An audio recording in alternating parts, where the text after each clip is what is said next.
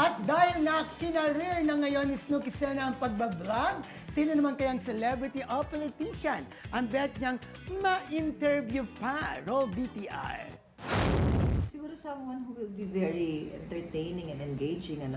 Meron pala. Pero ewan ko kung dapat ko sabihin. Sino sabihin? Baka i-reject ako, pero okay lang naman. Kasi it's her prerogative. Nabanggit pa lang natin kanina, pag-usapan natin, si Hilda Coronel. Gusto ko si Ate Hilda, to be very honest. Kasi may mga napagsamahan kaming pelikula. Tapos, tagahanga din ako ng isang Hilda Coronel. You know, in terms of beauty, talent, and intelligence. So, dream ko din yun na ma-interview siya. Okay, ngayon nagbabalik siya. Diba? So, anong say mo doon? Hey, ako happy. I'm very, very happy that she's back. And kung mapapanood niyo to, I would like to say welcome back, welcome home, Ate Hilda. And I'm so happy that you have given showbiz another chance. And I pray that you will enjoy showbiz again this time around.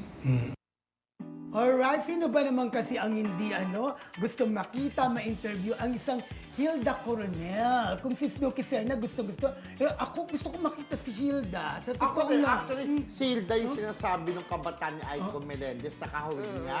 Alam mo, si Hilda Coronel, naka-work yan ni Ate B, ni Ate Guy, di ba?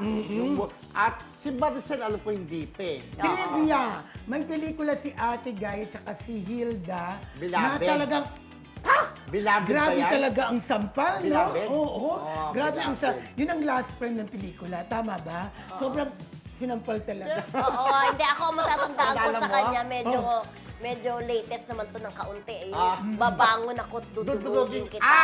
Yan po yung pelikula nila ni Sharon. Yes. Na dahil sa yaman niya, Rocco. inagaw niya si Christopher De Leon kay Sharon. Correct. Tapos gaganti si Sharon, nagulat ka, sabi niya. Siyempre, ang pelikula niya nakilala sa world cinema, ang Insyam. Yes, ang Insyam.